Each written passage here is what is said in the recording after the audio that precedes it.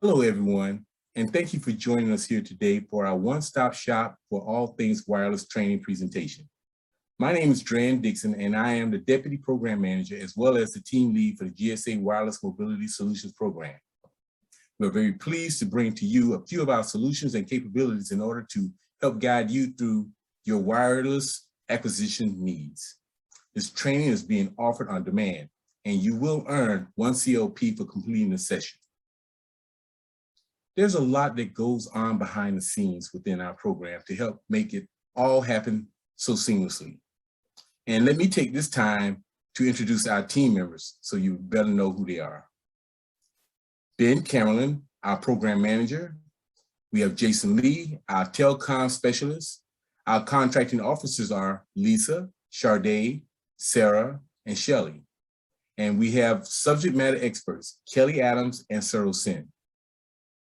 In order to receive the best out of this training presentation, we ask that you try to remain in the moment and minimize any multitasking as much as possible.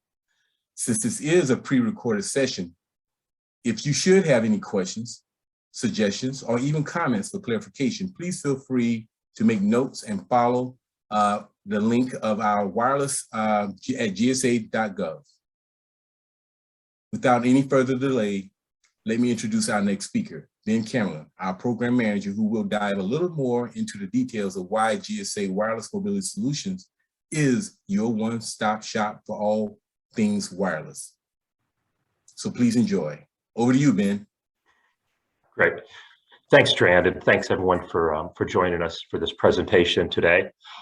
So before we kind of dive into it, obviously the topic of this is our FSSI wireless BPAs transition. So a little background on the FSSI BPAs. They were initially awarded to AT&T, Verizon, T-Mobile, and Sprint back in May of 2013. So most of you are probably aware, Sprint stopped selling services to the government, and then they've since merged with T-Mobile. So essentially, there's only 3 providers on the FSSI BPA, which would be AT&T, Verizon, and T-Mobile. So the last day that agencies were able to place new orders for the BPA was in November of 2018 with a 5-year order performance period. So the ultimate end date of those orders that were placed in 2018 is now November 19th of 2023.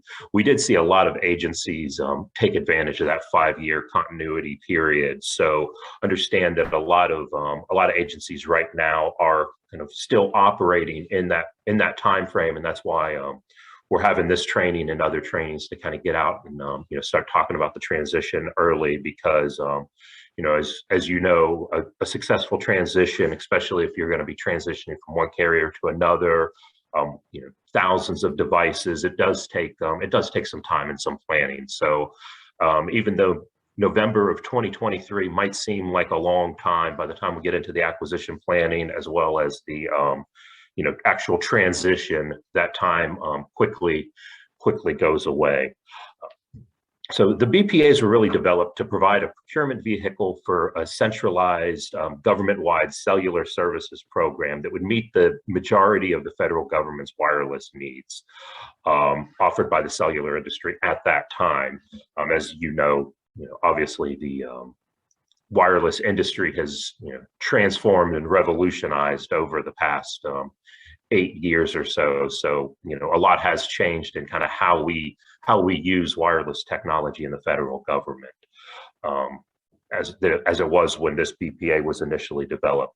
But the objectives of the BPA and the goals, there's still a lot of overlap and still kind of maintained today, with really to provide a unified acquisition for a government-wide contract vehicle, to leverage the buying power of the federal government and allow agencies to lower their cost per device, standardize the purchasing of their services, and reduce their management overhead costs, as well as increase inventory and account information and availability, and then also for us to create a center of excellence to really monitor the new industry developments, identify best practices, and kind of keep working with agencies to help better leverage wireless technologies, and that still obviously is ongoing today through the work we do in the program, as well as the Federal Mobility Group, which GSA is a co-chair along with DHS and NIST on that.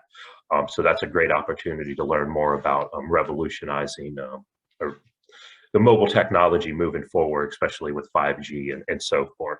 So moving on to our next slide,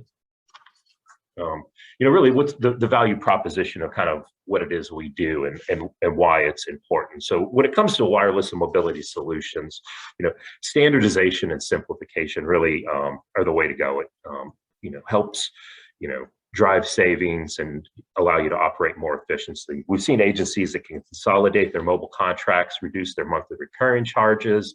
The consolidation can also help free up valuable agency resources to work on other mission-related projects.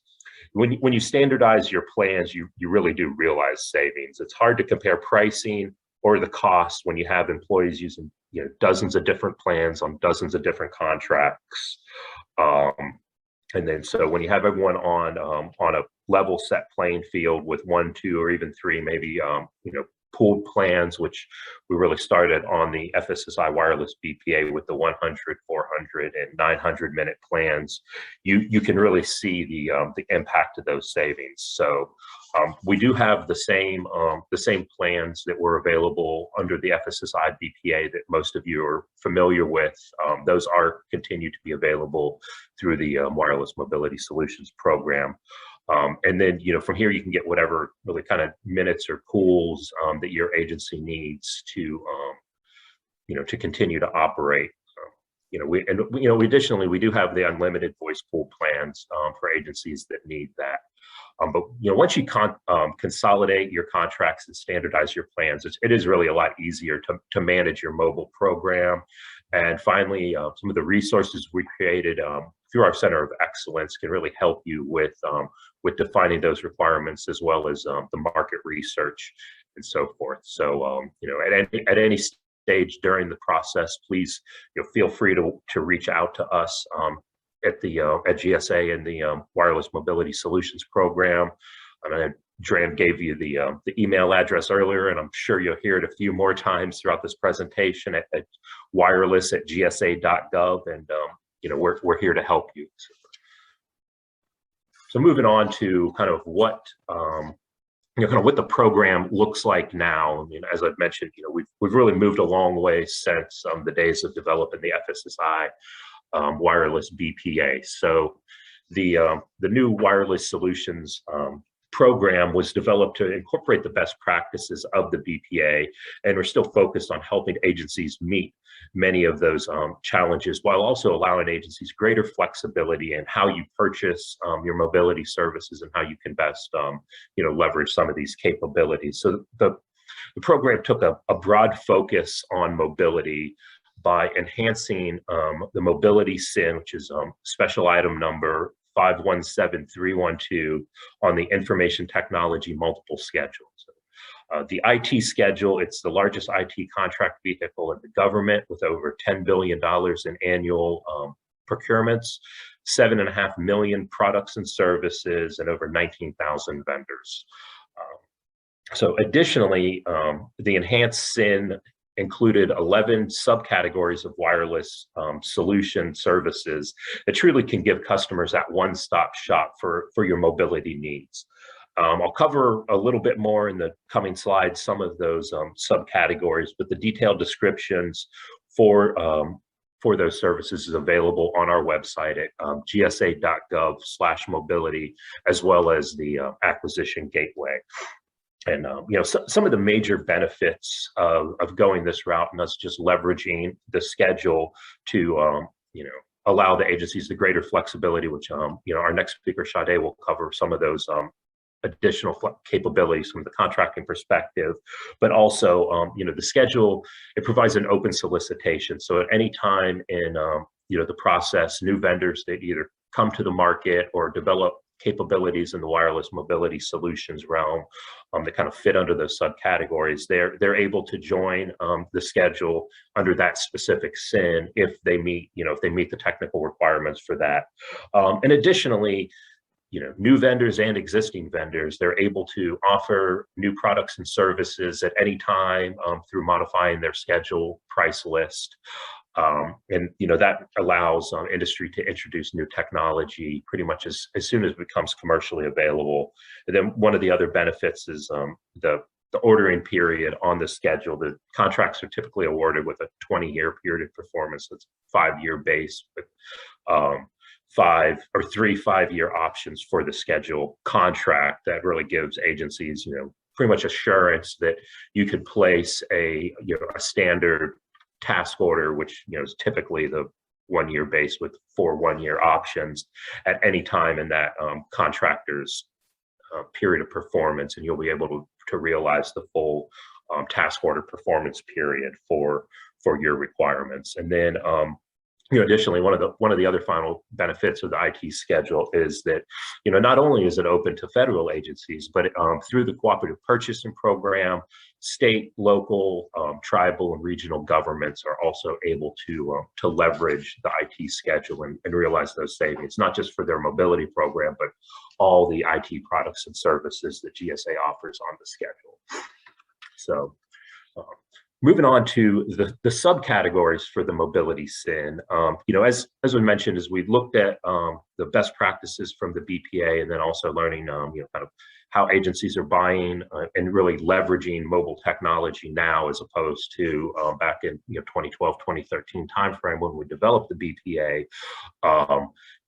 Agencies do buy mobility in a lot of different ways, and although most buy their service plans and their devices in a more consolidated manner than they did in the past, the number of services that they can additionally bundle has really increased from at the time none, where you're primarily buying voice phones and maybe some feature phones with data and so forth, to now pretty much the standard phone is a smartphone for an employee that's issued a government furnished phone.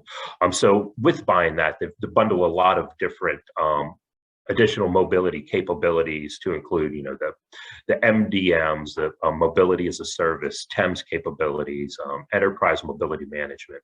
While the majority of the agencies still don't do this, yet we definitely see this as a changing dynamic as agencies kind of transform their enterprise IT infrastructure that really kind of incorporates mobility into that enterprise infrastructure. So more and more we are seeing agencies that require not just devices with service plans, but also the mobile device management, the enterprise mobility management, kind of helping them manage those devices, and as well as the needs to increase access to vital agency applications and data. So, as I mentioned kind of at the beginning, one of the key benefits of the Wireless Mobility Solutions Program is that one-stop shop for your wireless mobility needs. So our goal when developing this was to provide agencies with that one place to go on the schedule for their mobility requirements. So we do have the 11 subcategories that you can see on the screen here, and I'll cover a few of them in general, but there is through either our website or on the acquisition gateway, you can get the detailed description for each of those and what those subcategories kind of are, how they're defined. Clearly the biggest the biggest player, or where the most business that we kind of currently still see, is through the wireless carrier services. So that has all the major carriers, the AT&T, Verizon, T-Mobile, that you currently are using on your FSSI wireless BPA requirements. So you're still able to access those vendors if you were to do a like-for-like transition. But also we do have a lot more vendors, to include some integrators and resellers, as well as small businesses. So you are able to leverage a small business capability and still meet your agency's mobility requirements. So I do think that's a great advantage of leveraging the schedule directly. And we do have a complete list of all the industry partners on GSA's e-library. That's really, as I mentioned, since since vendors are able to add to the schedule at pretty much at any time they meet the technical requirements of that SIN, we really like to leverage the GSA e-library as the authoritative source for the current vendors that are on the SIN. And these subcategories that we've mapped out, they help both industry partners understand if they should be part of the SIN and the scope and the broad scope of the SIN, but as well as help agencies on clarify their market research on what agencies are or what vendors are available to provide these capabilities and services under the subcategories. So I'm not going to go through each of them in detail, but as I mentioned, the wireless carrier service, it's basically that's not only the major carriers, but also can include resellers, as well as we do have some vendors that provide international service in specific countries. So that's a great capability also. The mobile hardware and infrastructure includes some of the infrastructure equipment needed to implement your mobility solutions. Includes the endpoints and miscellaneous hardware required for your solutions. Mobility as a service, and we'll cover that a little bit later in the presentation as well. But it's a subscription-based mobile endpoint management service that, like I said, I'll cover a little bit later. But the service provider kind of retains asset ownership and provides the management, the service plans, and also manages a lot of your devices, software, and to a full solution that helps minimize cost and make easier management for your wireless needs. And then enterprise mobility management is that's what used to be the mobile device management, mobile application management, all those management suites of software. It's available through the enterprise mobility management subcategory. And then TEMS, we'll cover that in a little bit more depth later as well. But that's the enterprise solution that really helps support the lifecycle management of your mobility, as well as your wired telecom in a lot of cases. And then, we do have some other things, as well as, mobile threat protection, mobile identity management, Internet of Things, which we definitely probably see a lot of growth in that in the coming years with 5G implementation and so forth. And then, subcategory 11, which includes other mobile services, as well as, legacy services. We do still, believe it or not, have vendors that offer pager services for agencies that require that are still available on the SIN. So it's kind of a short summary of the broad scope of the different types of mobility capabilities that we can help your agency leverage through the mobility SIN. So moving on, in summary, on the next slide. So yeah. Really the Wireless Mobility Solutions Program is based on the best practices that we've learned from the FSSI wireless BPAs. We offer an integrated approach to buying a broad portfolio of wireless products as seen via those subcategories. We can add new solutions, new vendors at any time to the schedule. And, we've made it easy, tried to make it as easy as possible for agencies to find what they need, and easier for industry partners to showcase their offerings through through the mobility SIN. So this is all in support of GSA's goal, which is to really help agencies efficiently procure their products and services. So at this time, I would like to introduce Sade Bird, who's one of our senior contract specialists with the IT Multiple Award Schedules program, who Sade will talk a little bit more of some of the best practices from a contracting perspective. So Sade, over to you. Thank you, Ben. So as you prepare to migrate from the FSSI wireless BPA, please keep in mind a few of the things that Ben had previously shared as well. So the BPA was based on Schedule 70, now MAS. So you will find the same plans, products, and services on the schedule with increased flexibility. New services are continually being added, including 5G, and we have a robust pool of small businesses offering services under the SIN. Industry partners who offer products and services under SIN 517-312 do follow a technical evaluation process to ensure they have the necessary project experience to support customer requirements. We also have the ability to onboard industry partners who are not currently under the SIN through an expedited review process. Our team is here to support your transition, so feel free to email us at wireless@gsa.gov to schedule a meeting to discuss. Next slide, please. So I want to go over a few frequently asked questions. One question that we receive often is, can I include multiple subcategories on one RFQ or contract? Yes, so using the eBuy system, you may prepare and post an RFQ for specific products and services offered under the GSA schedule contract. Customers can include multiple SINs and/or subcategories under a single RFQ. Another very common question is, what is the difference between doing a BPA on the schedule or a task order on the schedule? So a blanket purchase agreement is a simplified method of filling anticipated repetitive needs for supplies and services. Because these are agreements and not contracts, no funds are obligated against the BPA until an order is made or issued. Task orders are placed against the IDIQ contract. Task orders are used when the customer can specify the quantity of the services and supplies required in the statement of work. One of the benefits of the new Wireless Mobility Solutions program is the flexibility to choose a BPA or a task order. When determining the best contract vehicle to use for your agency's needs, we encourage you to talk to your contracting professionals for guidance. Another very common question is, when do I need to transition off of the FSSI BPA?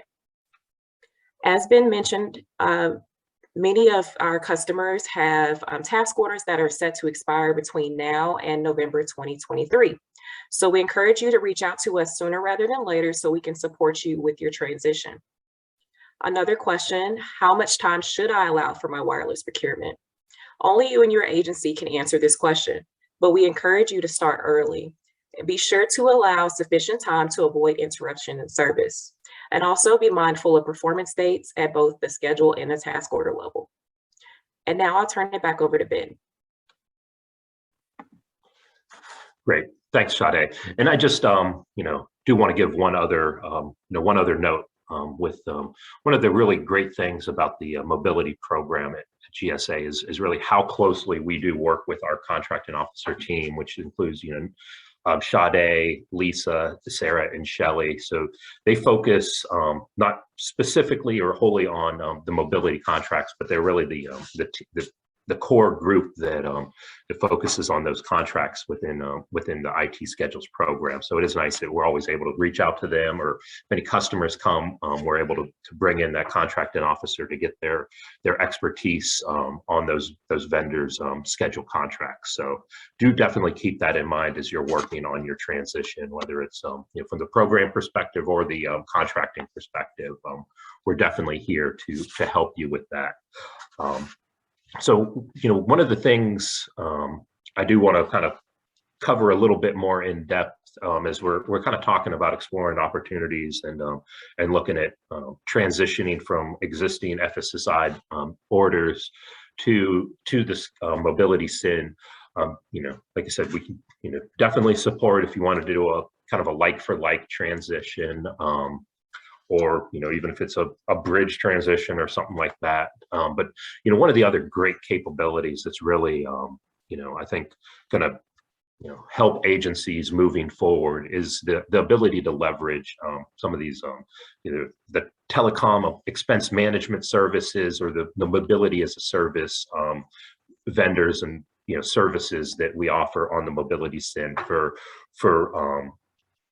providing a kind of a single point and a single contract. There's all kinds of single belly button or a single throat to choke, but one vendor that can really help agencies manage their mobility requirements of those devices, across multiple different carrier networks, and really provide one integrated service, as well as adding some additional capabilities to make ease of management and stuff. And I think really some of the key benefits that we see from doing leveraging a mobility as a service or a TEMS provider would be the reduction in oversubscription, overpayment, identifying lines that are no longer in use, kind of helping leverage your buying power into that one consolidated purchase to reduce your rates, like I said, reduce the number of invoices that you have to review and approve and process each month, and then really give agencies a lot more flexibility and ease of choice, and also that ease of management in managing. We have agencies with tens of thousands of devices that are managed by a relatively small team. So leveraging these TEMS providers can really help you with that management. And most times we see that the cost is minimal, or sometimes the savings from leveraging these types of vendors actually pay for the cost of what agencies are currently paying. So moving on to the next slide, and a little bit more deal, kind of what is the mobility as a service? Like I said, it kind of helps standardize and simplify and realize those cost savings with your mobility strategy. That kind of helps with the the planning and management of your mobility solution. They provide the device provisioning, kitting, delivering. I know a lot of agencies now, the past couple of years, obviously with COVID, have a much greater virtual workforce. So those these mobility as a service or TEMS providers can they'll basically provision your devices, kit them with the your agency's required applications, and ship them to to the home address of your agency's employees, as well as help with the management of those devices, keep them current on the device refresh cycles. They also provide the ongoing help desk support that a lot of agencies would need for setting up a new device, or the kind of the tier one basic mobility help desk type things, which also enables your agencies kind of inherent tier one help desk to free up their resources and focus more on the enterprise desktops, laptops type of an application type requirements. And then obviously the logistics for end of life disposal, repairing broken devices, recycling, the whole gamut. And like I said, in most cases, these mobility as a service or TEMS, they're able to access all three of the carriers' networks. So depending on especially your agency employees in remote locations, they're able to get them the the best carrier network for that specific and region or employee at the most efficient rate, and a little bit less cumbersome than it is for agencies to kind of manage 2 or 3 mobility contracts with the carriers. We did do a TEMS and mobility as a service training that's available on the acquisition gateway on ITAU. So you are able to watch that, and you'll receive the 1.5 CLPs for that. And that also had had a great panelist of 3 of our mobility as a service / TEMS providers that participated, as well as a couple of agencies that discussed some of their case studies and how they've leveraged the as a service model to realize some great efficiencies. So next slide. Great. And kind of as I said, here's the framework for what these services can provide you. And I know no single agency is cookie cutter and stuff on a lot of these, so you do have the flexibility to kind of help define during your requirement kind of where you want that demarcation between, what what a mobility as a service or a TEMS provider would provide, and then what would be, from that contractor's perspective, kind of GFE, whether it's through another contract or, inherent, government personnel or whatever, and managing devices, but kind of just a broad picture of, a lot of the things. I think, there's definitely some recurring themes with, the carrier management. Most, if not all, of these vendors are going to offer some kind of ordering portal that also helps with the, giving you a single enterprise view of all the devices and that your agency's using. And I know from working with these vendors in the past, they're usually pretty flexible on, they can build out those portals for whatever the business process is, business processes and rules that your specific agency has for, who orders devices and how that's approved and funded and so forth. So, I definitely encourage, anybody that be interested in this type of capability to please, reach out to us. We'll be more than happy to work with you and kind of help you with the market research, and, as well as put you in touch with maybe some other agencies that had leveraged these capabilities. So sometimes it's easier to, kind of ask other, subject matter experts that kind of have gone through the same type of growing pains to, some of the questions and lessons learned to kind of help incorporate into your requirement. So then the next slide, please. So kind of in summary on the TEMS mass, and I know I'd kind of covered this a little bit in the previous slides, but why I think kind of we see this as a service model being so beneficial to our government agencies is really it's that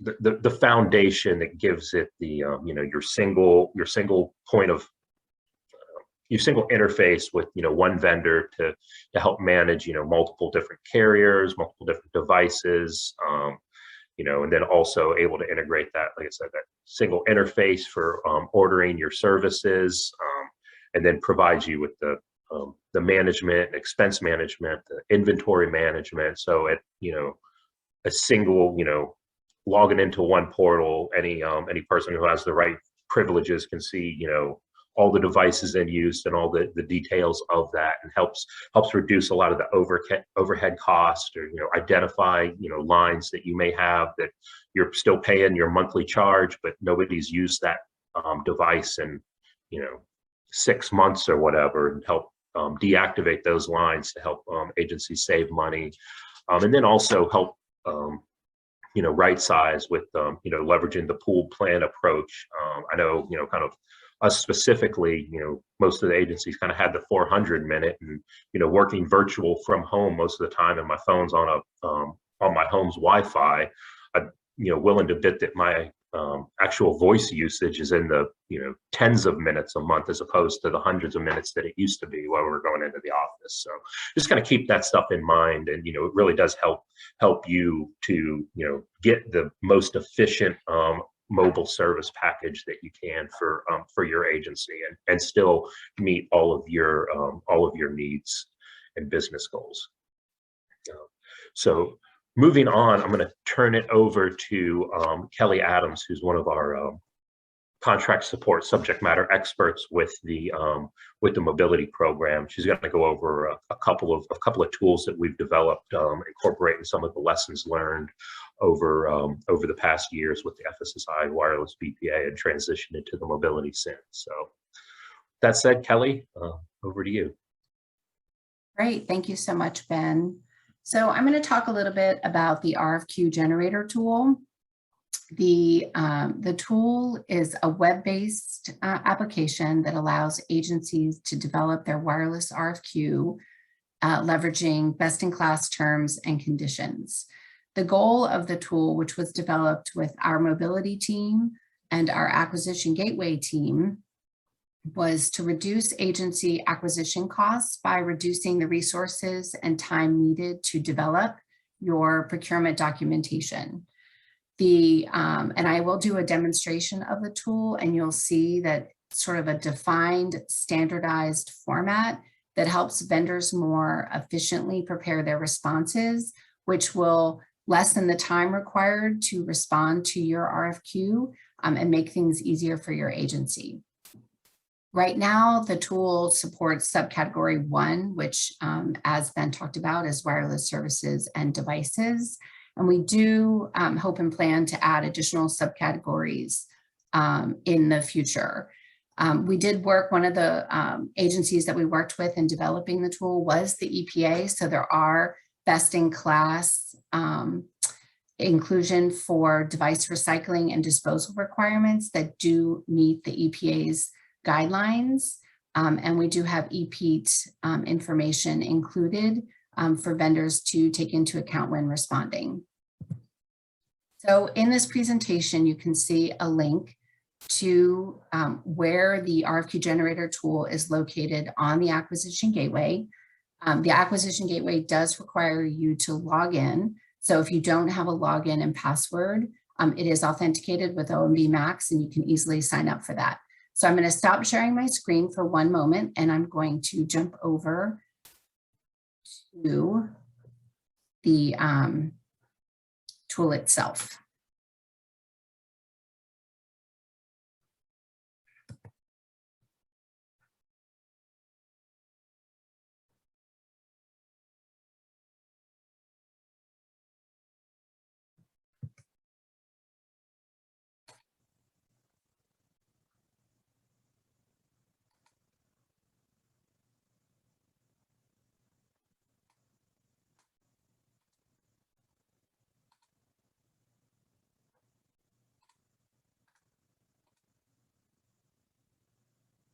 Bear with me as I open the application.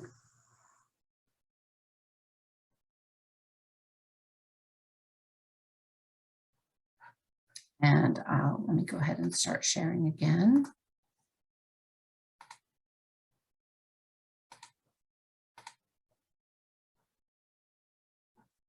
All right. And if someone on the team will let me know that you can see my screen again, I will sign in as a federal user. I can see it, Kelly. Perfect. Thanks, Strand.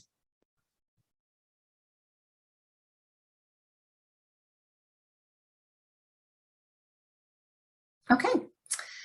So I navigated to this, like I said, I went to the Acquisition Gateway and then to IT, and then you'll see mobility, and then you can open the RFQ generator tool. So in step 1, you'll add your agency information, which will be your main points of contact for the procurement process, including your contracting officer and your invoicing contacts information and instructions. And communicating your invoice instructions up front is important because the carriers have different capabilities, and you'll want to establish that right up front. So just to show you how you move through, I will add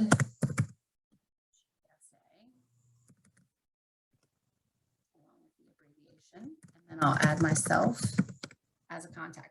This does have save as you go functionality, so you can add what you have and then you can come back to it later. In section 2, you will communicate your key dates. You'll also name your RFQ. You can offer instructions for how you want the carriers to respond.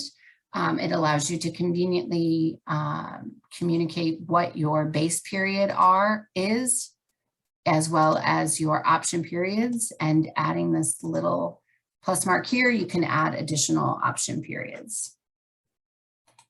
So here's where you start to enter your usage plan and communicate the details of your requirements.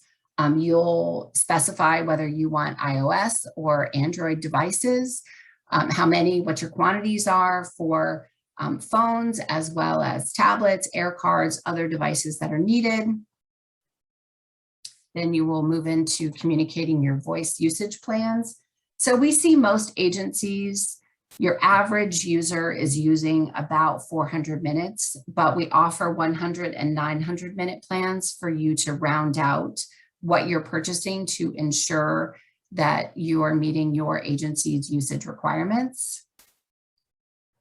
And then in this final section here, you will put in what your data usage plans are. So you can pool via this, this contract. We find that a lot of government agencies are buying more data than they need. We still see employees using about 2 gigs of data. So certainly with a 5 gig pooled plan, you have enough data, but there's also the option to do unlimited data as well.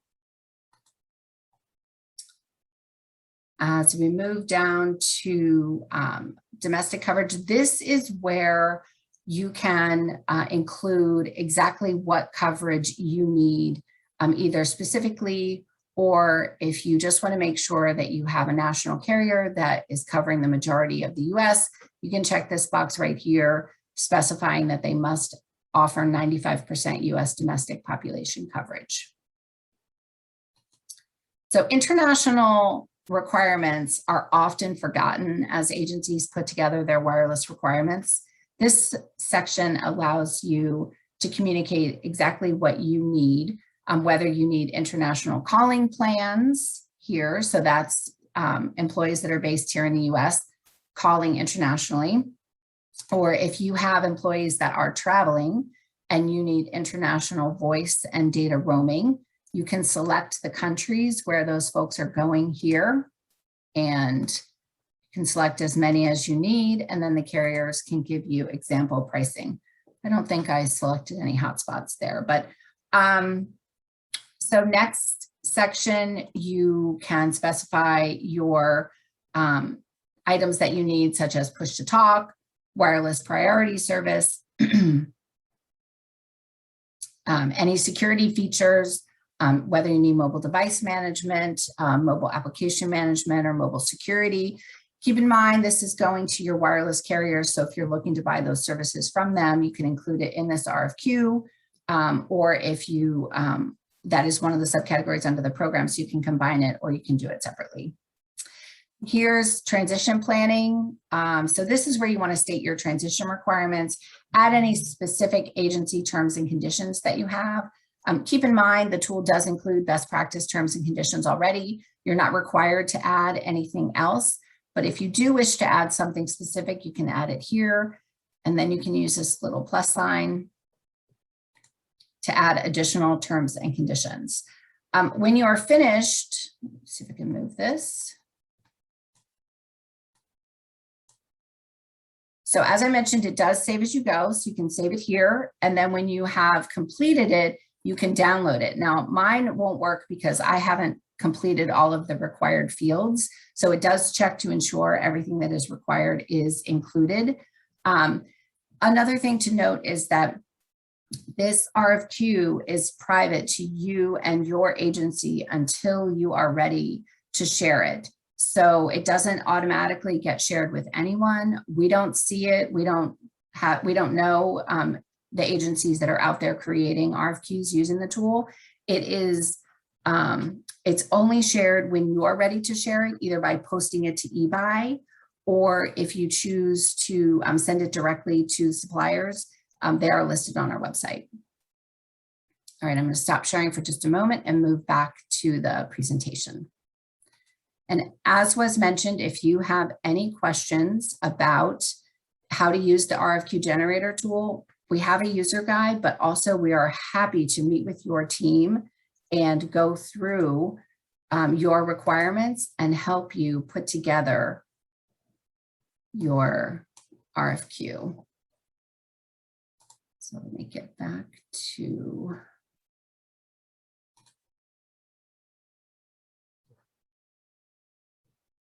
okay. I hope you can all see my screen again. Okay, so the second tool that I'd like to talk about is the wireless estimator tool. So this tool was originally developed to demonstrate savings when agencies move to the FSSI wireless BPAs. So the tool was populated with a blend of pricing data from the carriers on the BPA. And so when an agency was looking at moving over, they could easily enter their inventory, their mix of data, plans, and enter what they were spending, and the tool would calculate what they could expect when they moved to the BPAs. So this tool is now often used when agencies are trying to estimate what they want to include in their IGCE for wireless spend. So this tool is also out on the Acquisition Gateway. You can again enter your inventory, your mix of devices, set your usage profiles, and it will return to you a lower cost and an average cost. And then you can use that information as you develop your budget and set your expectations for your wireless. So with that, I'm going to turn it back to Sade to continue the presentation. Thanks, Sade. Thank you, Kelly. Thank you so much for sharing more about the RFQ generator and the wireless estimator tools. These are great tools as you proceed with your next steps. So next you would develop your solicitation using the RFQ generator tool. Then you would post your RFQ on GSA eBuy. After reviewing your responses, you would proceed with making an award. Your RFI can also be posted on GSA eBuy as a precursor to issuing your RFQ. And now I'm going to turn it back over to Dran. Thank you, Sade. As Sade addressed, and as Kelly demonstrated earlier, we have a complete list of tools that will help guide you through your acquisition planning process. And we hope you will take advantage of the wireless savings calculator, the RFQ, which is the request for quote generator tool, and the data survey guide, as well as the transition guide, all conveniently located on our webpage, on either our acquisition gateway or throughout the training process that you're experiencing today. As in next slide, as an additional resource, here's a snapshot of the best practices and where to find more detailed information. You can take advantage of upcoming training opportunities and continue to earn COPs for scheduled live trainings, events, or your convenience on the online pre-recorded training as well. Next slide. In closing, we would like to thank our entire wireless team and their efforts. We would like to thank those that presented here today during this presentation. And again, thanks to each and every one of you for joining us here today. We hope that you found this training session helpful and informative. GSA Wireless Mobility Solutions Program, your one-stop shop for all things wireless. And thank you again.